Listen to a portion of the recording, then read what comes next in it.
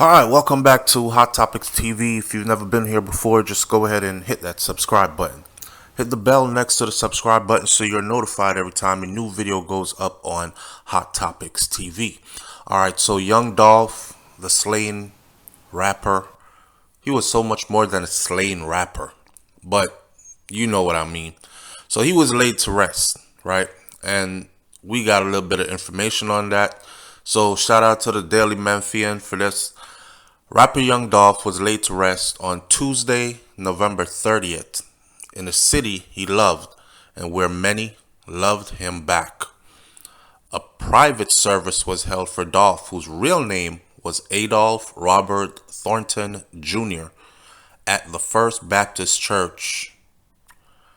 The Memphis Police Department sent an email to media about noon saying that the funeral was private and that the media outlets were not being allowed on the church property. They didn't want this to turn into a media hoopla, everybody coming out to see young Dolph off, because you know how that goes already, right? It's about views and likes and all that, and they wanted the family to have their time. The family requested that they have private moment with this whole situation. They didn't want it to be something out for the public. So the family of Adolph Robert Thornton Jr. asked that everyone please respect their privacy during this difficult time as they mourn the loss of their loved one. This is what the email from the police department read. The church had advised MPD that no media is allowed on their property. This is not an MPD event, meaning a Memphis Police Department. This is not a Memphis Police Department event. This is a private family event, and no one was allowed on church property. We are only here in a traffic support capacity. So you're going to see a lot of police officers around, but just know that we're only here in a traffic support capacity. That's it. So the police said they weren't there to do anything else other than block off some streets, direct some traffic, and get the procession going to support the family. Surrounding streets were blocked off, making it difficult to get a sense of how large the crowd was for the service, how many friends and family members came out, and all that. Reverend Keith Norman was the pastor at the church. Dolph was shot and killed, everybody knows this already, in Makeda's cookie store in Airway Boulevard on November 17th. No arrests have been made so far, but the white Mercedes-Benz A350 that was used in a shooting was identified as part of a double shooting in Covington on November 12th, Covington police have said.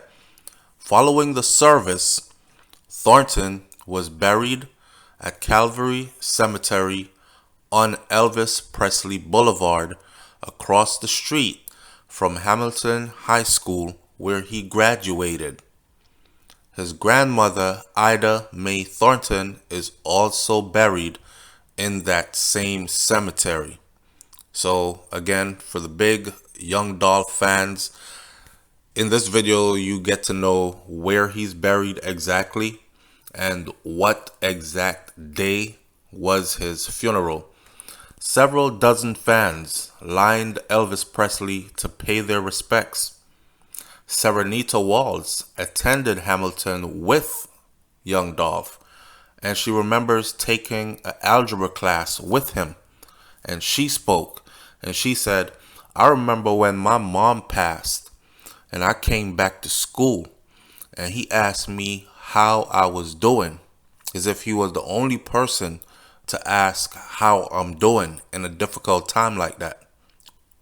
Well, I'll never forget that.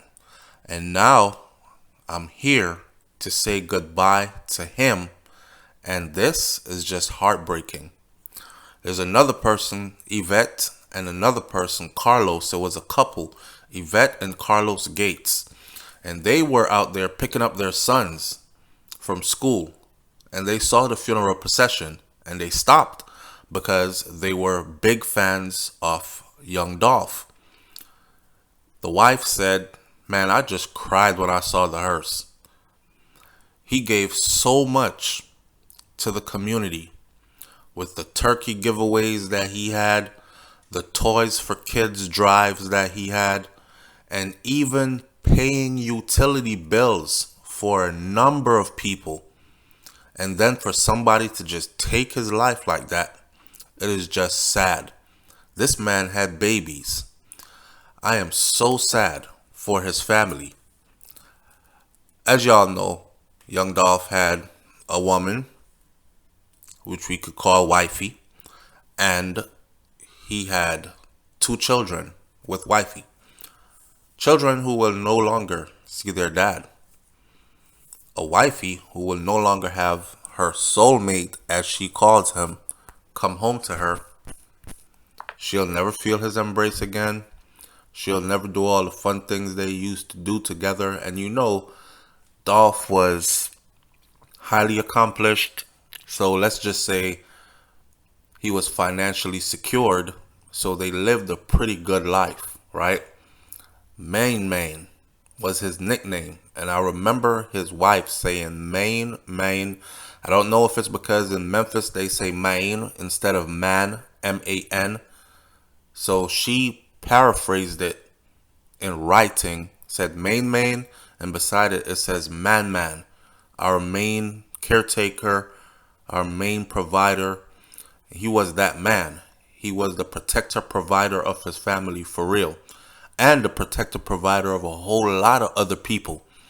It takes someone special to just go around paying people's bills because they're from the area that you're from and you want to see everybody come up. So you got a little surplus money. So you feel like others in your neighborhood should live the good life as well and be bills free, stress free as well. So he went around doing that. That's crazy. And then this is the thanks that you get in the same area where you helped so many people. No one was there to save you when it counted the most. That's sad. About 2:30 p.m., when the hearse from NJ Ford Funeral Home left the cemetery, fans gathered on the sidewalk. They clapped and they shouted, "Dolph, Dolph, Dolph, Dolph." It was a huge send-off.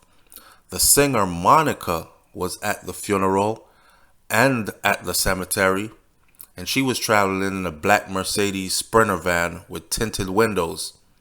The fans waved and they yelled at the van as it left the cemetery because Monica went and she shut it down.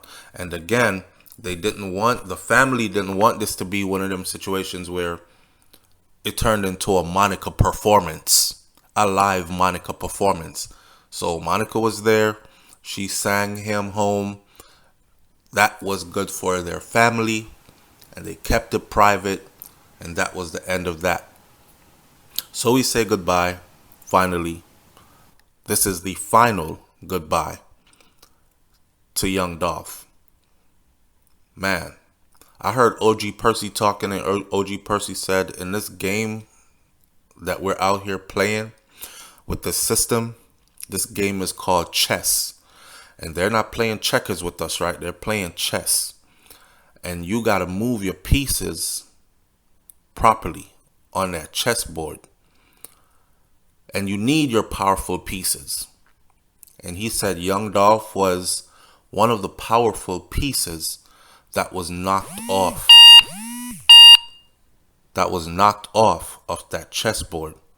So with that said, if I could break that down in theory, when we have the goose that lays the golden egg, somebody that's a go-getter, somebody that is filled with ambition and drive and determination, but still does not forget where he comes from or the people around him, the communities that helped to raise him, he comes back and he gives back and he helps a lot to move forward, that's called a goose that lays a golden egg.